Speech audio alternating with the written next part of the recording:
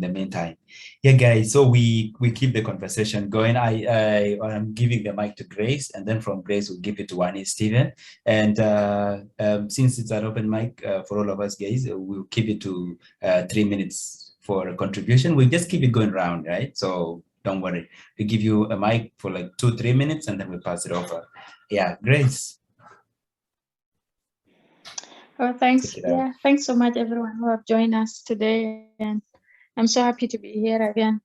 To people who have contributed, thanks so much. We are all learning here. Yeah, I'm going to focus a lot on feminism. Yeah. As a woman, but yeah, not just as a woman, but on what I know, on the little part I know. Yeah, I think feminism in other part of the world, if we are not talking of South Sudan, in other part of the world, we still know where women are not given the same opportunities compared to men. Like what General D says of a woman who can be working. Yeah, a woman can be working the same job with that man, but still the woman is not given the same wages or salaries. Yeah. Which is where we are, which is where women are really getting affected there. But then in South Sudan, there is exaggerated version of feminism. Right. Whereby me personally, I don't support. The exaggerated version of feminism is like what actually generally put a lot. Like you are a woman, you have very little education, but then you think that because of that education, feminism, you wanted to fight other men, you wanted to bring men down, you wanted to behave like you are the only educated person.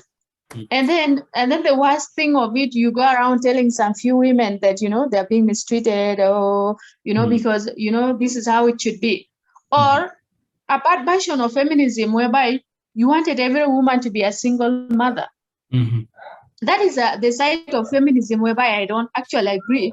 But the side of feminism whereby we all need equality of women, whereby we need all women to be in a school, whereby we need women to be educated, whereby we need women to be given equal opportunities in every field, be it in educational sector, agriculture sector, and actually every part of every department. But then again, we don't just wake up and give a woman opportunity unless she has the qualification for her to be able to do that job. Right. So there is an exaggerated version of feminism, but this actually comes from some of the people who have not understand what feminism is all about. Because actually, if you go through history of feminism, it is all about the movement of supporting women, raising women so that we can be all equal. Like what really happened in the US last year when George was killed. So it is actually almost the same with the black history.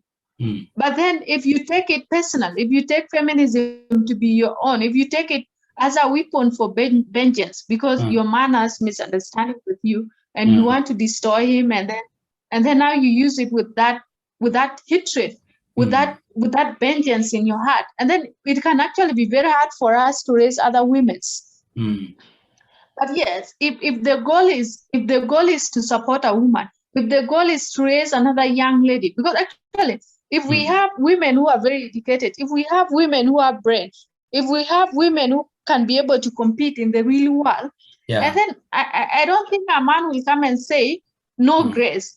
Though there are those small things that women are still facing. So I think on that side of the feminism, that's what I can say. And specifically in South Sudan, we really need to work on the education sector, because if we want women to stand up, and then women should have what it takes for them to be able to stand up. And it all starts from your family. Take your sister to school, and then take your wife, take your brother, your brother's wife, or every woman that is in your house. So I think that's how I look at feminism at my angle. The political thing is sort of, so just one more minute. I'm going to stop very soon. Okay. The political angle that I'm looking at I think what happened recently between Russia and Ukraine, I think it is a lesson for many political countries, especially a country like South Sudan and many other countries who think that politically by others or they can get support from others. It's something that is really, really very clear. But yeah, I don't want to go deeply to politics because I've been trying to study it a lot this week, but I'm not able to understand more on that section. So thanks so much, and I think we still need to raise women. Right. Thank you, Grace. On feminism, I have this question maybe to the room at large here. You know, when we say we need women to have equal opportunity to equal pay, for example, because definitely there are no biological markers that say the woman should be paid less for the same amount of work that a man is doing.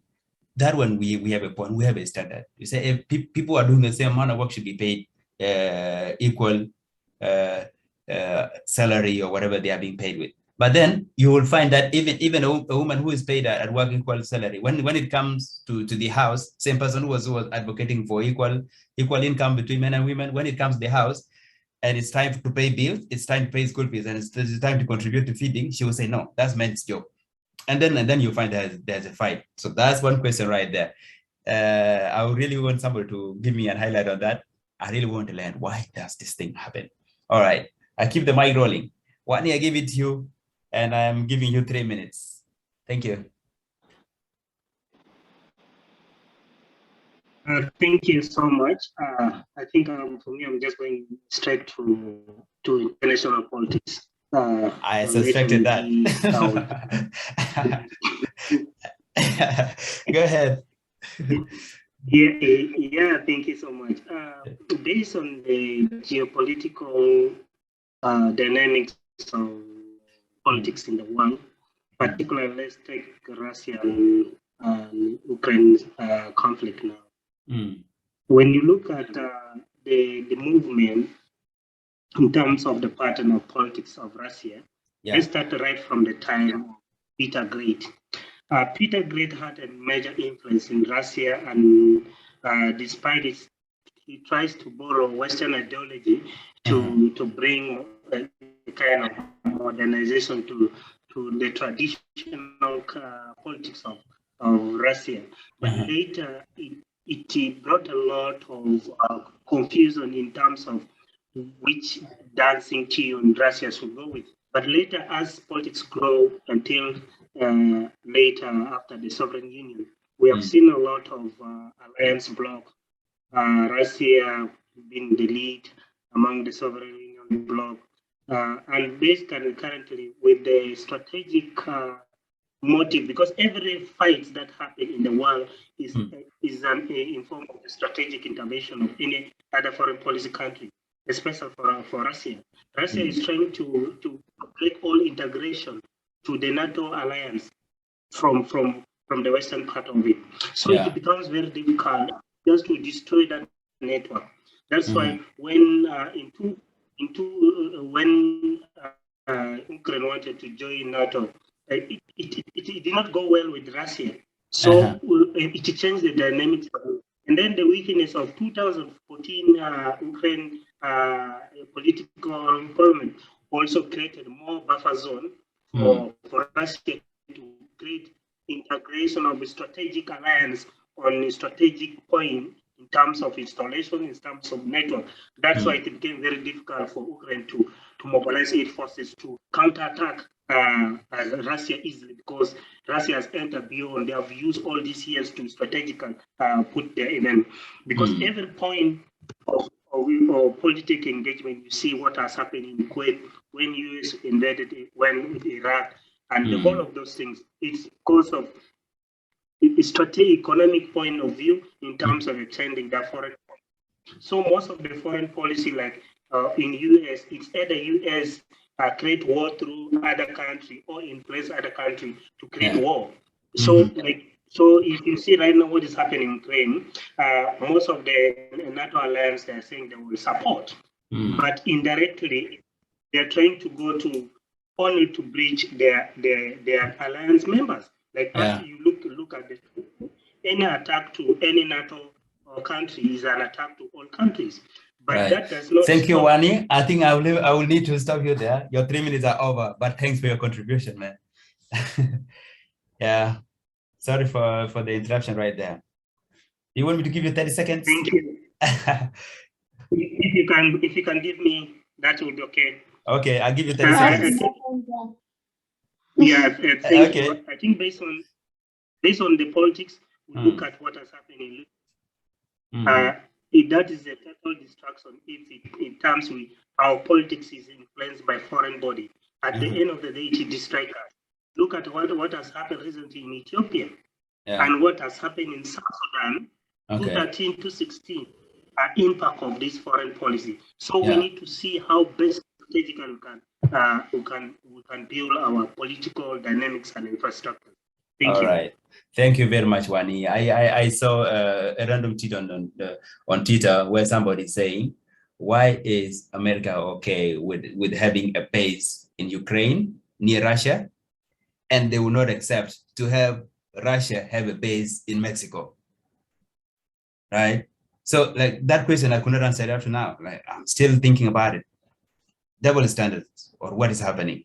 Okay, I'm passing the mic again around, and I see a hand from Sidonia. Sidonia, would you like to go ahead? Yes, thank you. Thank you, Ngong. Thank you, everyone.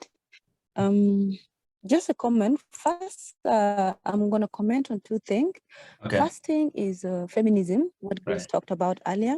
I'd just like to add a few lines. Just first to add something on what Grace said earlier. I think feminism in the context of South Sudan, I think is more of I think there is still a lot for us to learn, to unlearn, and to relearn about feminism. And as defined earlier by Dee, though I was on and off, feminism is not about you stopping what you used to do. Either if you are a married woman, it doesn't mean that with feminism, it means that you need to break your marriage for you to become a woman that is powerful, or for you to become that a woman is independent. Feminism, according to my own perspective, how I understand it, that each and every woman should be able to do what they want to do. That they should have a right to decide. If, as a woman, I have the right to decide if I want to marry and not work, it's up to me as long as I'm happy. The aim is that I have a choice, it's not imposed to me. It means that I have a choice. I can decide what to do and what not to do. And how I see double standard coming about here is that some men, they would want to have a woman that is educated, a woman that is working class. But when it comes to now sharing of, chores in the house, let's say your woman has gone to work and come back at 5, or maybe he did not go to work, the same man would expect the woman to continue to do the chores, For me there, I see like a double standard, because for you, you want a woman that is educated, you want a woman that's independent, you want a woman that is going to work, but at the same time, you're not able to take up the practical, you're not able to live with it practically, because what it means for a woman practically is that she can be late at work, she can come home late, and she can leave very early. So it means there's a point that you will have to compromise. But still, for me, that is the point where I see a double standard in, because you, at the same time, you want a woman that goes to work, at the same time, you want a woman that will be able to do things perfectly at home, which for me, I think may not be possible. It will depend with how she plans herself. And then another comment, I think I'm left with 2 minutes if I'm not wrong. Go ahead, Another thing that I want to talk about is, no, I started at 40, Okay, sorry. Okay, go ahead. Another thing that I want to talk about is tribalism. When it comes to tribalism, each and every tribe, they look at themselves that they are better than the other. Yes. So let's say if you have two political figures who are from two different tribes, and let's say if someone come and said, oh, yesterday there were clashes in village X, and the fight was caused, you just explain the fight, how it unfolded, and you do not mention the name of that politician. And if you present it to be from the other tribe, and the person you're talking to is from a person is likely to throw what's already, be like, no, this tribe, they are like that. They always like violence. They always like to do this. But if you change now the perspective and you be like, and you tell the person that actually the person that caused this conflict was from your tribe, they're likely going to jump, and defend the position. They'll be like, no, if it happened, there might be circumstances that force the person to allow the conflict to happen, Right there. It's like we view ourselves the yardstick that we use on a different tribe is different from the yardstick that we use on our own tribe. With our own tribe, we look inward and be like, no, our tribe cannot do that. And if you look at other tribe, you use the action, you know, maybe you use the previous action of other people. You'd be like, no, person X ever did this, person X ever did that. So you use those actions to judge people. So the yardstick is totally different. And that's where, you know, the double standard come in. I'll stop there. Thank you. Thank you very much, Sidonia. And yeah, those things hit home, man. And to the men in the room, men in the room, you want a woman who's educated, working, and you expect the same woman to come home and cook for you. Is she not going to be tired? Boom, right there. Missile, man. I want to see the men in the room here responding to that, especially from the men's perspective. Otherwise, it's all open, guys. Raise a hand and we give you the mic right away.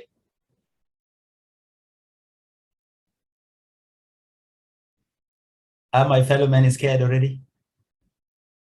All the men in the room fainted. Especially D. I think D fainted. D fainted already. He's gone. Inciting violence. All right. Yeah. So, General D, would you like to share maybe another perspective to that? Yeah. Okay. Can I interject? Right there, straight away. Yeah. Yeah. I did not concentrate much, especially when Sidonia was making a presentation. I got into doing something a little bit. That's why I'm kind of silent on that. I can give you two seconds as a recap. Yeah, I was able to follow up with it. Yeah. Okay, then that's fine. She's basically asking, man, you expect, like you, General D, you expect to have a woman who is a working class. She'll be going to work for 8 hours. She comes home, and by the time she's coming back home, she would be tired, definitely. Naturally, she would be tired. She could come home late, but you expect food on your table at 7:30. This is the time here in South Sudan. If she's not giving you food at 7:30, you have a bad woman. But at the same time, you are expecting a woman who is a working class. So as a man, how, where are you basing your judgment? That's the question. Okay. I think now, if that was the whole idea of her talking, let's understand one thing. When it comes to women working and being accorded equal rights in workspaces and stuff like that, we must also understand the responsibility that comes with them and the realities of such kind of grounds. Yes. For one, when we are to work all together, both the man and the woman, it means that we understand that work has its own time. Yeah. And if so is the case, we can agree amicably to have a help in the house. Okay. So if we have a house help, all the functions and duties of the woman will not be performed by the house help.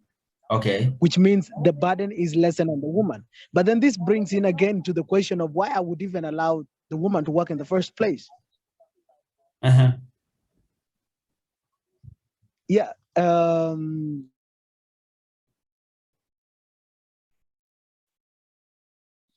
For a woman to work based on man providing and the woman turning the providence into usable, or what business would call utility. It means that each one of us has to accept. One brings in the money, the other one makes food out of it. Yeah. Now, if the woman, if the man is able to provide all that, then why is the woman going out to work? So the woman to work here means that the man is not able to provide. And what if she's given an opportunity to contribute? Okay, let us say now this is the scenario. We are talking about the realities of our time, right? You are going to work, and your wife is going to work. But here you say you don't want somebody else to be. You want your wife to be cooking for you, all right? And her boss will not say you are the wife of General D. You need to be going home at 3 because you know when you go home, food should be ready by 7:30. Is that the reality we live in? Or where do we say this? And by the way, there's a question in the inbox here.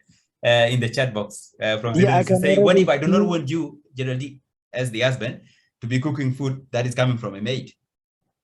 Where do we reconcile all this? All right, I see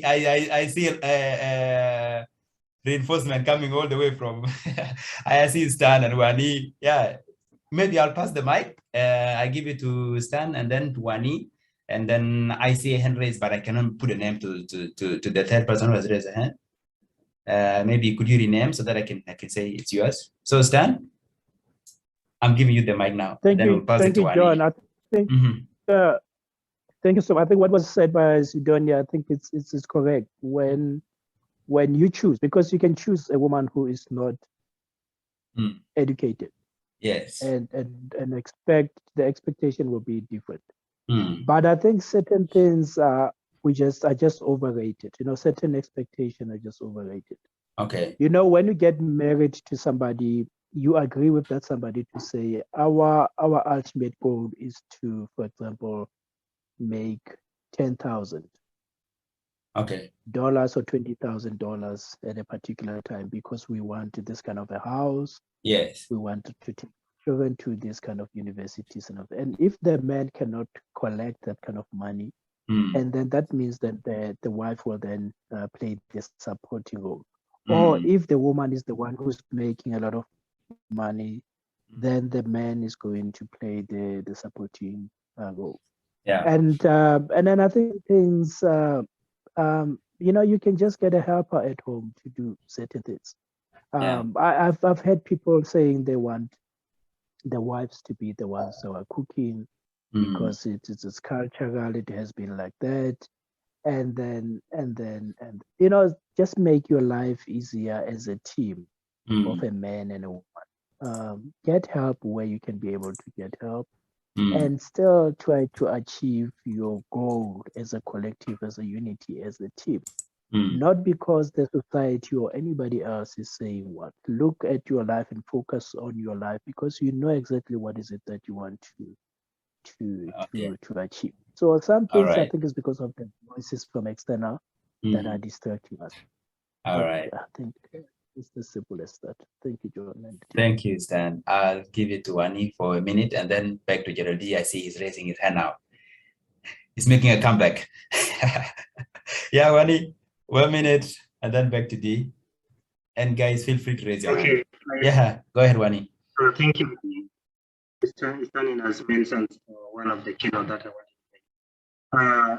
You know, marriage is a choice, is with a purpose.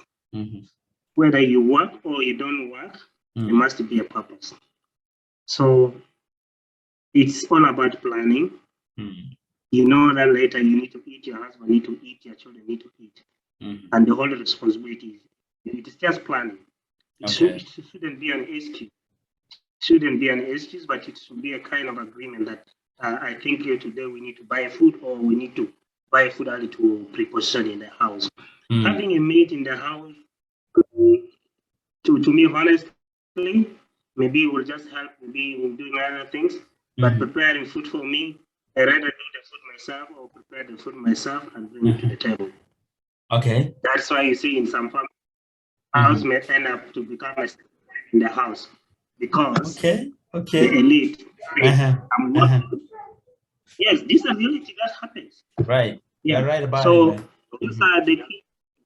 Thank you. Okay. Thank you very much. Geraldine, I hope I renamed you right. If that was your hand. Yes, that was my hand now. Okay, good. I'm back. Make the comeback, man. Yeah, so like Sidonia is still around. Yeah, she is. She has to be around to hear this. I was saying earlier, marriage is an institution. And every institution has... here. Talk to me. Very good. Now, every institution has its organizational structures. Yes. And it has its job descriptions for the workers within. Right. So is marriage as well. That's why we call it institution. So if a woman is to come into marriage, she should know that she is not just moving from a house to another house.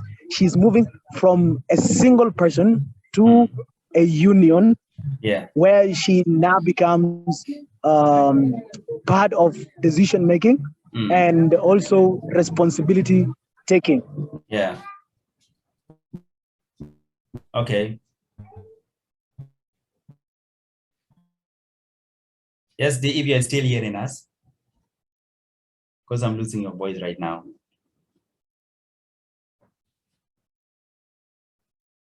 Okay, I'm losing the voice of General D.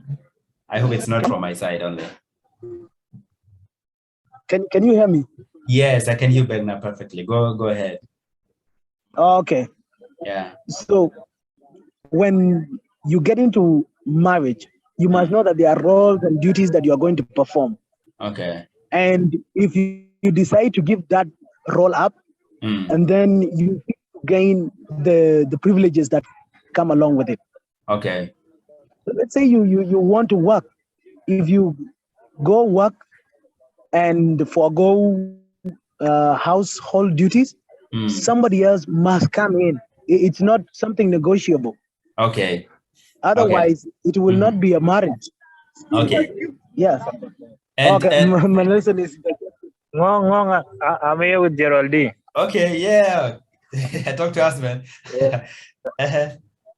So to add on what Geraldine said, I don't know. I find it funny because, like Geraldine mentioned, marriage is an institution, right?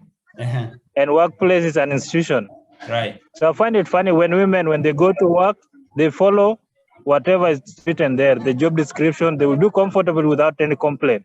Right. But somehow when it comes to marriage, all of a sudden they want to change everything. They want to put everything upside down. Yes. Like, how does that work? Right there. Marriage is a full-time job. Right? Yes. It's a full-time job. So okay. Wait. So you can make a choice. You want to work or you want to be a wife. Yes. You know? And okay, if you're going to work, then that means you're going to compromise a lot of your wife duties, right? So, and then the same women, they wouldn't want a man to be polygamous. Okay. All right? So how are you going to keep a man when you are when you are lagging in some areas? Yes. All right. Bomb has been dropped right there, guys. This is getting okay. Hey, Grace, let me give you. Vanessa, thank you, man. Go ahead. I'm giving it to Grace, so that it doesn't look like it's a tussle already between the two sides. So, Grace, 1 minute. Okay, Grace. Yes. By No, the I way, just want to comment. it is supposed to be Sonia. Sonia, where are you? Come and talk, and then I come, because these men think they can. Okay. All right, guys. Thank you. and Sidonia, if you have questions for the guys, there is one question I want to pass to you. And Manelson. There's one question, Sidonia. Okay. Go ahead. Go ahead, Sidonia. Okay, what I'm saying, and Manelson and to every man in the room, what I'm saying, I am not saying that as a woman, you should give up your duties.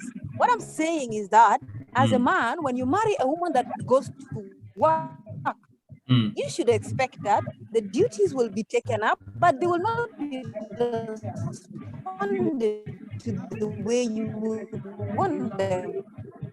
Let's say earlier the way you said, eat at 5, because if I'm going to expect to eat at that time. So what I'm saying is that as a man, you have and eat at 4 your dinner, or you choose a woman that goes to work and still live with the fact that you are going to eat later than the time that you want to eat. That is it. Okay. And about keeping a man on, what I'm saying is that you choose. I don't think I have the powers to keep a man. A man that want to be kept will be kept. A man that each other. That's just the same way that Stan said earlier. It's like you have to live your life. You cannot live like what the society is doing. Look at what is practical for you. Okay, thank you, Sidonia. I'm going to take it away from you because your minute is gone, unfortunately. This is yes, Sidonia, I'm going to take it away from you. But guys, I still want this thing. If we are going to base it on the peg of equality between men and women, okay, whatever equality we are talking about here, but let's say, yeah, go to work, she goes to work. Get an income, she get an income. All right, cook, you know. But then when it goes to few realities at home, somebody's going to shrink, right? Why is this? When I'm talking about a person shrinking efforts here, he'll be like, hey, okay, so the bills have come. Let us equally contribute. Yours, mine. And then I said, no, that's man's duty to pay the bills, to pay for the food and everything. And then the man will feel like, oh, I thought we were like doing everything here on an equal, on a level ground. And then it doesn't happen. All right. That's a question nobody wants to answer in this room. I thought Sidonia was coming to answer that.